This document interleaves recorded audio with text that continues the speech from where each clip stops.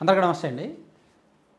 బహుశా తెలుగుదేశం పార్టీలో సోషల్ మీడియాలో ఆమెకు ఒక భిన్నమైన క్రేజ్ ఉంది. వైఎస్ఆర్ కాంగ్రెస్ పార్టీలో విడదల రజనీ గారికి సోషల్ మీడియాలో ఎటువంటి క్రేజ్ ఇమేజ్ ఉందో తెలుగుదేశం పార్టీలో ఆ మహిళా ఎమ్మెల్యేకు అంత క్రేజ్ ఉంది. ఆమెది రాయలసీమ ప్రాంతంలో ఎక్కడ అనంతపురం జిల్లా అయినప్పటికీ రాష్ట్రం మొత్తం కూడా ఆమె పేరు తెలుసు, ఆమె ఫేస్ తెలుసు, ఆమె గురించి ఎప్పటికప్పుడు వెతుకుతూ ఉంటారు.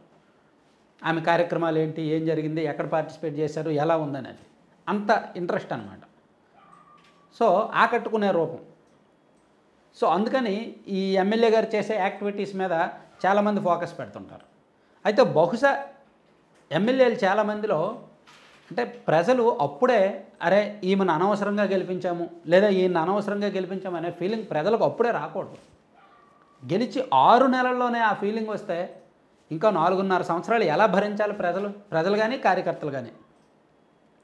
ఆ నియోజకవర్గంలో ఇప్పుడు అదే జరుగుతుంది. ఆమె ఎమ్మెల్యేగా గెలవడం తొలిసారి.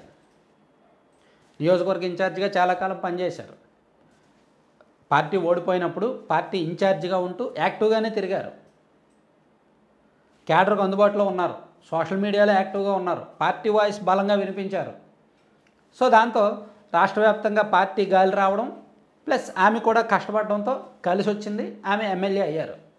ఎమ్మెల్యే అయ్యింది మొదలు ఒక నెల రోజుల తర్వాత నుంచి ఇప్పటి వరకు దాదాపుగా ఈ 5 నెలల కాలంలో ప్రతి వారం ఏదో ఒక వివాదం, ఏదో ఒక ఆరోపణ కూడా మామూలుగా కాదు, చాలా సిల్లీ, చాలా చీప్గా వస్తున్నాయి ఆరోపణలు. నేను ఇంకా ప్రత్యేకంగా కొన్ని ఉదాహరణలు ప్రస్తావిస్తే మళ్ళీ అంటే ఎమ్మెల్యేలు కదా ఆ స్థాయిని గౌరవించాలి కాబట్టి కొన్నాళ్ళు వేచి చూద్దామని నేను ప్రత్యేకంగా కొన్ని ఉదాహరణలు చెప్పట్లేదు. మరీ చీప్గా ఉన్నాయన్నమాట, మరీ చిల్లర కొట్ట ఆరోపణలు. సో ఇటువంటి ఆరోపణలు బహుశా రాష్ట్రంలో వేరే ఎమ్మెల్యేల మీద అంతగా లేవు. సో ఆమె అంటే ఆ ఎమ్మెల్యే గారి వెనక తిరిగిన వాళ్ళు, ఆ ఎమ్మెల్యే గారి దగ్గర పని చేసిన వాళ్ళే కొంతమంది మనకు ఆధారాలతో సహా పంపిస్తున్నారు, కొన్ని రికార్డ్స్ అయ్యి పంపిస్తున్నారు అనమాట. సో చాలా దారుణంగా ఉంది పరిస్థితి. ఉమ్మడి అనంతపురం జిల్లాలో ఒక రిజర్వ్డ్ కాన్స్టిట్యున్సీ అనమాట. సో నిజానికి ఆమెకు చాలా ఏజ్ ఉంది. సరిగ్గా పనిచేస్తే తెలుగుదేశం పార్టీకి ఆ కమ్యూనిటీలో అటువంటి లీడర్షిప్ అవసరం. నెక్స్ట్ లోకేష్ గారితో పాటు ఒక 25 ఏళ్ళు ట్రావెల్ చేయాల్సిన ఎక్స్పీరియన్స్ కావాలి. అన్నాళ్ళు రాజకీయాల్లో ఉండాల్సిన ఏజ్ ఉంది, ప్లస్ పేరుంది, ఇమేజ్ ఉంది, క్రేజ్ ఉంది. వాటిని ఫస్ట్ టైం ఎమ్మెల్యే అయినప్పుడే మిస్యూజ్ చేసుకుంటున్నారు. ఆల్మోస్ట్ ఈ 6 నెలల్లో దాదాపుగా కోల్పోయినట్టే. క్యాడర్లో పట్టు కోల్పోయారు, నమ్మకం కోల్పోయారు, ప్రజల్లో బ్యాడ్ నేమ్ వచ్చేస్తుంది.